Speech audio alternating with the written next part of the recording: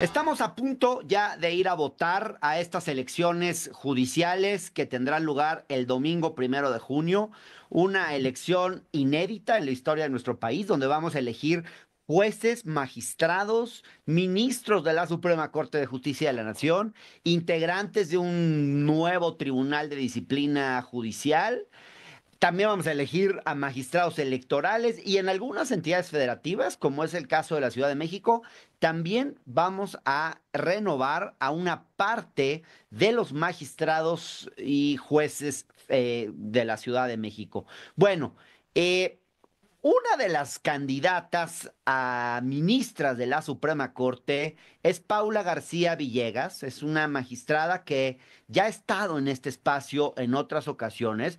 Siempre nos ha llamado la atención la agenda que ella ha defendido como magistrada y por eso quiero ahora hablar con ella porque está buscando ser ministra de la Suprema Corte y queremos saber si esa misma agenda que siempre nos ha llamado la atención en este espacio va a ser también promovida en la Suprema Corte, porque obviamente son espacios diferentes.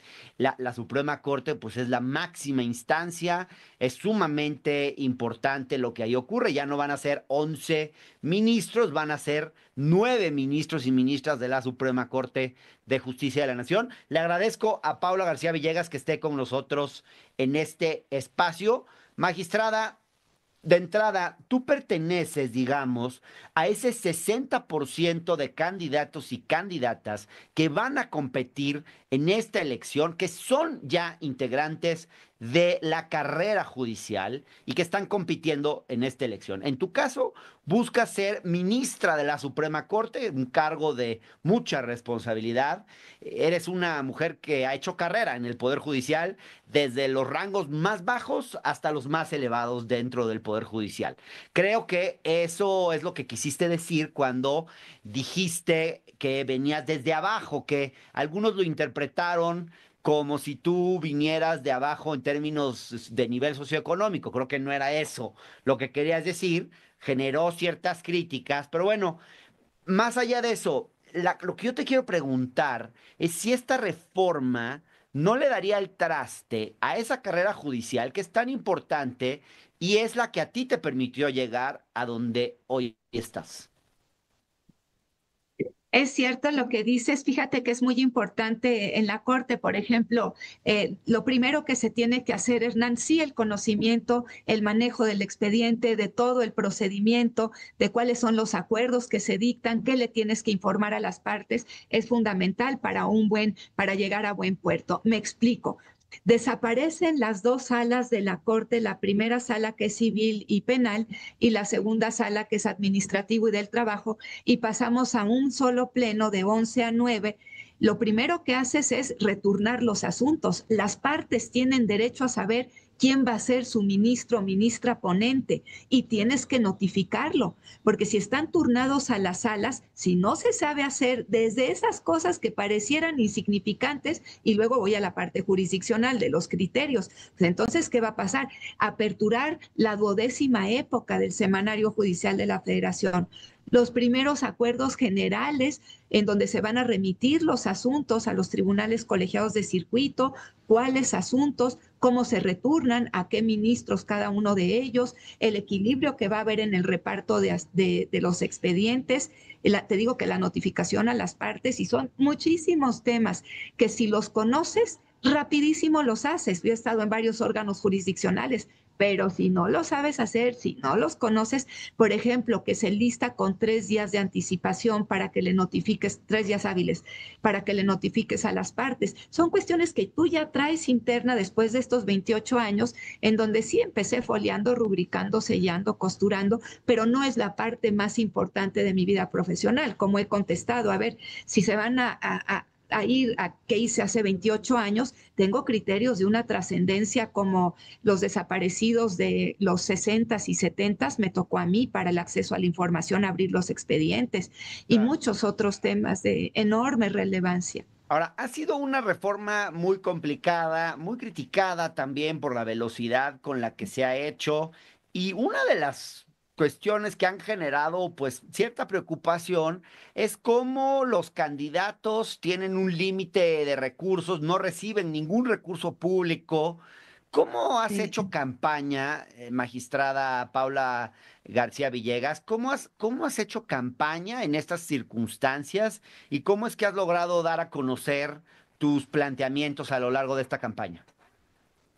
Primero, estoy con licencia sin goce de sueldo este mes y el pasado.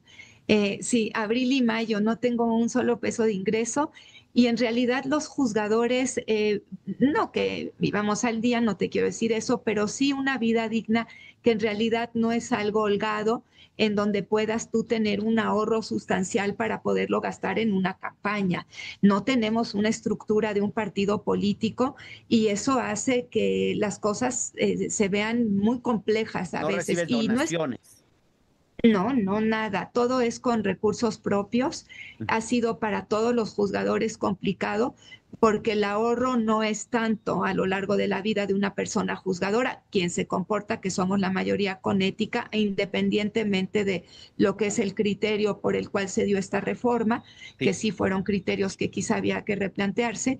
Y creo que para el 2027 tendría que haber una nueva visión para que exista equidad en la contienda. Me han dicho muchas personas, pero el INE a ustedes les da tal tope. No, hombre, ese es el tope de campaña, pero no te dan esos recursos, Claro. todo es con recursos propios.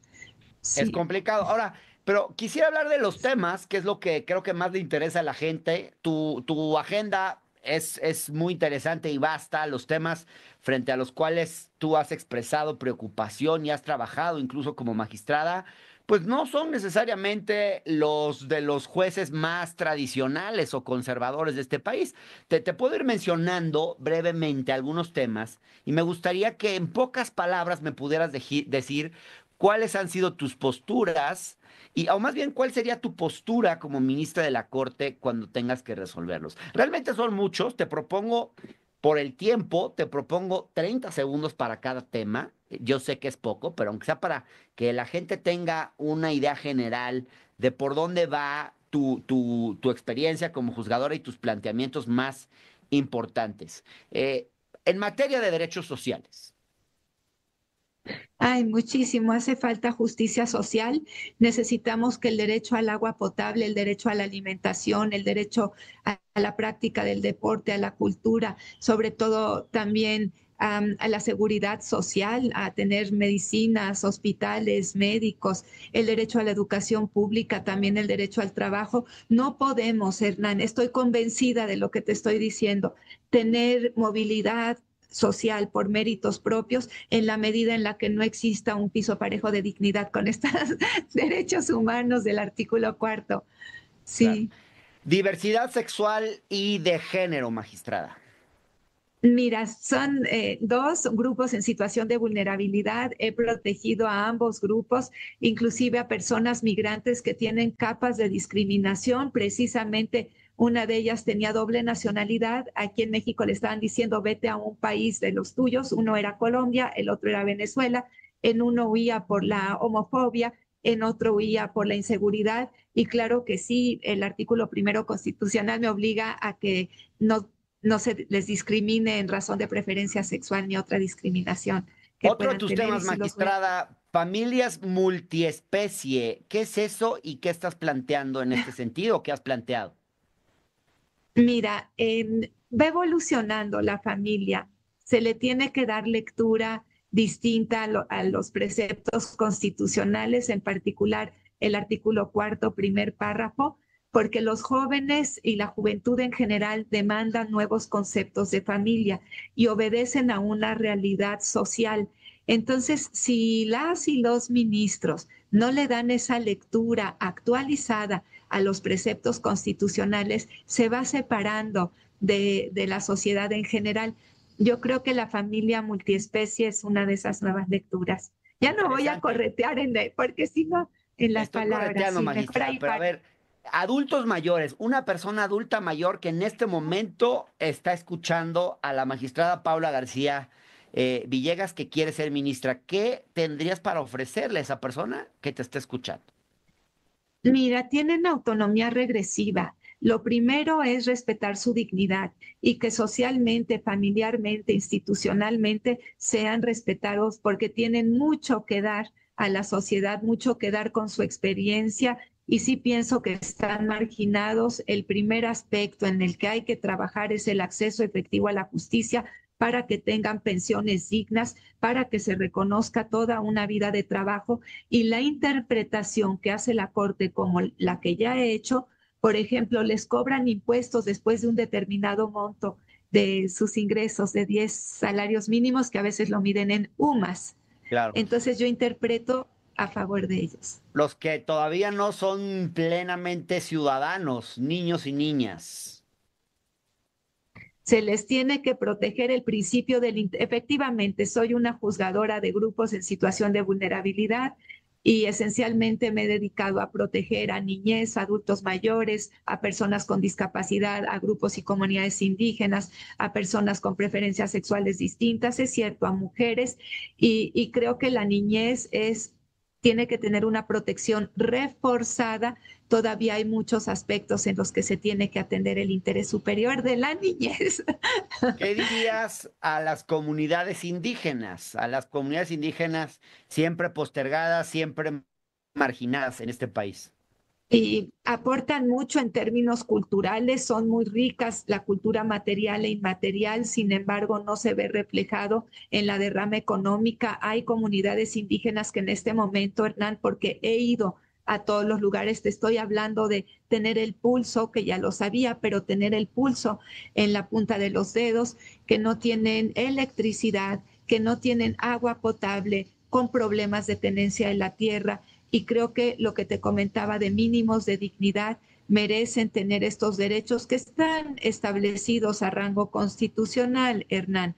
A ver, ¿para qué queremos una constitución programática si finalmente esos derechos no se aplican ni se El tema es ejecutan? que los empecemos a exigir en tribunales y que los tribunales no estén solamente pendientes de derechos civiles y políticos, sino también de derechos económicos, sociales, culturales, ¿no? Ahora, por ejemplo, para personas con discapacidad, ¿qué puede hacer por las personas con discapacidad una ministra de la Suprema Corte de Justicia de la Nación? Mira, en dos líneas. Primero, la línea interna de la accesibilidad de los órganos jurisdiccionales para personas con discapacidad, de poner lenguaje braille como ya está, de poner las rampas de la cuestión de movilidad, lenguaje de señas mexicanas también y atender a todos estos sectores para que el acceso a la justicia en términos de movilidad, de accesibilidad, se dé. Segundo, por lo que hace al contenido de las sentencias, que es distinto a el acceso, a la accesibilidad. En el contenido hace falta mucho. Pareciera, Hernán, y te lo digo con preocupación, que llega el día en donde se dice, hoy es el Día Internacional de Personas con Síndrome de Down, todos hablan de ese tema y después se olvidan. No hay un ejercicio real de ajustes razonables para que puedan ejercer todos los derechos, pero es un sector que particularmente me preocupa porque está... alrededor del 10% de la población mexicana tiene algún tipo de discapacidad y es de los más marginados. Medio ambiente y calentamiento global, magistrada. Totalmente mi tema, totalmente mi tema. Vas a decir, te preocupa todo, Paula. Estoy altísimamente preocupada por la crisis climática y por el calentamiento global. La justicia, esta crisis climática ha puesto en riesgo, Hernán, toda forma de vida en el planeta Tierra. Y, perdón, sí, ¿ibas a hablar? No, no, por último, para Toda irnos, maltrato animal, porque me quedan 30 segundos y es un tema que a la gente también le importa. A mí me interesa mucho, he defendido a los animales de la vida silvestre, a los animales domésticos en esta sentencia que comentas y está relacionado con el derecho a un ambiente sano. No se pueden tampoco escindir uno de otro porque debemos de proteger primero que no haya maltrato animal, es ahorita, son derechos de los animales que están a rango constitucional en este momento. Entonces, Hernán, ya tenemos un marco constitucional de protección y aquí en la Ciudad de México de por sí ya lo teníamos en la constitución local desde 2016, Hernán. Paula García Villegas, como ven, son muchos temas, pero te agradecemos mucho estar en el octágono y pues ya veremos qué sucede en esta elección al Poder Judicial. Buenas noches. Buenas noches, puedo decir que estoy en la boleta morada en el número 12, porque estoy ahorita, sí. Número 12, gracias. boleta morada a la Suprema Corte de Justicia. Gracias, magistrada. Abrazo. Gracias a ti.